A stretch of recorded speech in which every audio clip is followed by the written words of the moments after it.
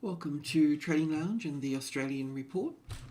As you may recall, we're tracking two wave counts. Let's start with this one here, in that we're looking at wave 3 up here and then all the way down to wave 4 here, roughly at the 56 area here.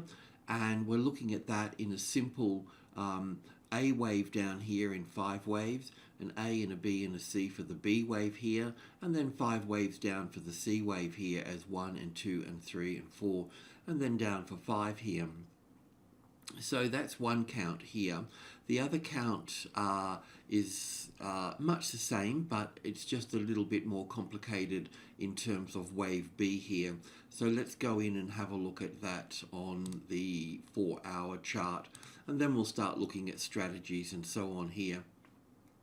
So much the same thing from wave 3 down to wave 4 over here, and from wave 3 here we have the A wave here, and then we know that the move up here is corrective, but in this case we're looking at it as wave A here, and then an A and a B and a C for wave B here, and then 5 waves up here for wave C here. So basically blue wave A, B here, and then C up here for the B wave up here. So both counts are really quite valid and they both can occur, and we need to have a strategy for those. So looking at it on the 4-hour chart here, I guess what we could do is we could look at this scenario here where this wave 2 is here. If that's breached here, then we can short down to the 56 area here, and we should be able to get a better entry than that too, based on this low here. So what we could do, and we can have a look at this in a moment, is on the 57 here, the 5700 here, if that becomes the retested resistance here. So let's just use this line across the top here. This line down here is just the length of wave A here, which also equals the length of this one here from the top of this one here, which would actually take us down a bit further. But if this is 5 waves down here, 1, 2, 3, 4, and 5 down here, I don't know if we'll actually reach down here. It may extend down, but we would have to look at that. There is a bigger bearish count as well, but I don't want to go there just on this one yet.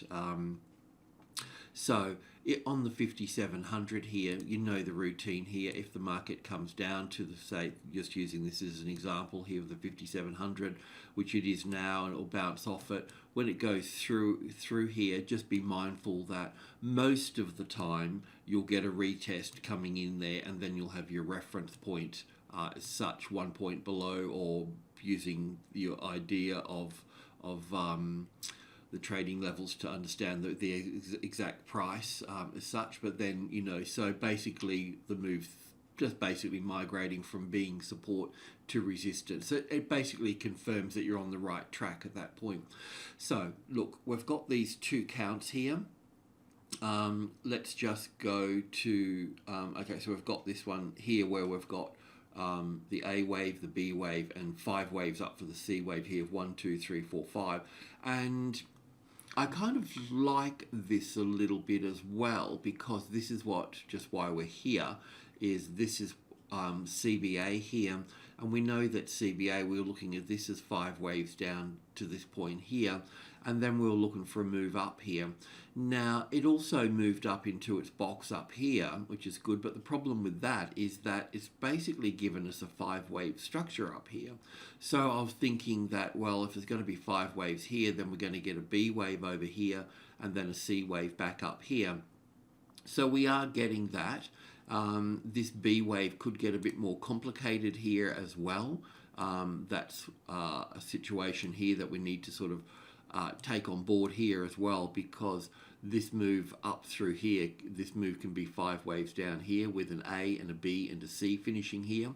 So it can and probably will move here, but it can still move to here and then move up from that point. Because we've got this 5-wave structure here, we have to respect that it's going to get another 5 waves after we've got an A, well, basically an A and a B and a C wave here, and then up from that point there. So, we really need to be mindful of this is not finished yet here. So that means that if this is not finished, then the ASX 200 is not going to be finished as well.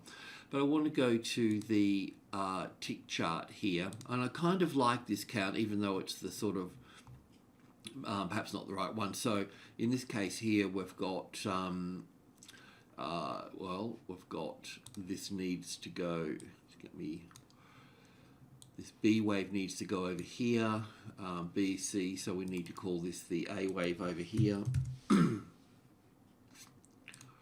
And yeah, so this particular count I've got here, so the A wave here, an A and a B and a C wave here for the B wave, and then 1, 2, 3, 4, 5 waves up for the C wave of B here. So that's quite viable.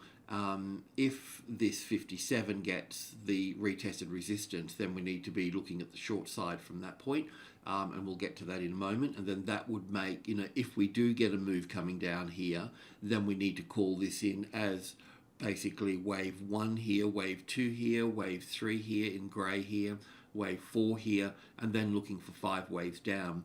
The problem with having 5 waves down here at the moment, I must say though, is that this is a little bit iffy here. This could be counted as corrective, or it could be counted as impulse. It's just a little bit messy. But what is quite clear to me is that this move down through here is actually in 3 waves here. So in 5 waves here, a nice A, B, and C wave with 5 waves in it here, beautiful. And then we've got 1, 2, 3, 4, and 5 here. So it makes a really nice ABC that's pulled back to where it should be pulled back to it's gone past the 61.8%, but it's gone into group 2 there. So that makes it fine at that point, because if group 2 here became the resistance, then I would be bearish at that point. Okay, so save that. This little move up here, the only other count that this could be on the bearish side here, if this is in 3 waves here, that means we're going to make a top above here. It's as simple as that. The only other way that this could become more bearish here is if this is called wave 1 here, then wave 2 here, then another wave 1 here, and then another wave 2 here, because this could be counted as an A wave to here, a B wave to here, and a C wave to here. So it can be counted both ways here. I respect that. So that means we just need to be mindful of both counts, and if we're mindful of both counts, then we can start looking at what we should be doing. So if there's going to be a long trade to the upside to start with here, then I can't draw on this side here. So annoying, actually. What I'm going to do is we can use that one for the bottom here. Let's just copy this one here. Let's just grab that for a moment. Let's make that green, bulk it out a little bit here. And so realistically, if that top, I'm talking technically in Elliott now, because really this move down through here is also in 3 waves as a corrective wave that's pulled back, let's just say 61.8% of this move here. And it's on the 57, so I'll get a bounce anyway. But if that gets breached here, right, this top here, then that confirms that that's actually 3 waves here. The other way to look at that too is that, just for educational purposes and real life here, is that if we take this here, we can see that the 61.8 is at 5709. So that means if we gravitate to the closest largest number, the 5710 there, if that becomes a tested support there, then that would start to swing the bias to the upside at that point. Okay, so yeah, look at that as your first sort of point there. And of course on the, let's just move that to the 510. So we know that if that 510 becomes support there, then you could look at getting a position there, get another position on the breaking of this here, or even better still, wait for, you'll get better timing if you get the 5720. So basically building in on 10, 20 and 30 as group 1. If 30 becomes the tested support, then you know that the market's going to move up from that point. So on the downside here, let's just see where the S&P is closed as such.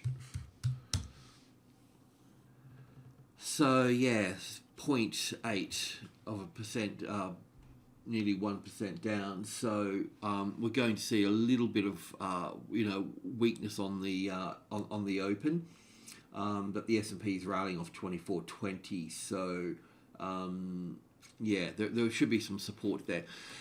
Anyway, look, on the downside here, across here, as you know, if it's already come down to here and it's bounced back up, so that's just normal. So as I always say, it comes down, it might go through it or whatever, but basically the bounce. And then if it moves through here, don't chase it, then it's going to move back up here, and then you've got your reference point, and then you set it at that point there, and then keep your stop above here at that point. So let's see how we go. Yes, but the reason for myself pointing to the upside is basically because of this A, B and C here, which is clear. It gives me something to get my teeth into as such. So we know the upsides here. The 5, 7, 10 creates a bias. It's not confirmed unless this top is taken out. Once that top is taken out, then you can add here, and because if we're going to the upside here, we need to be looking at 5, 8 up here. That's where we're looking there. All right, I think that's it. Alrighty, cheers.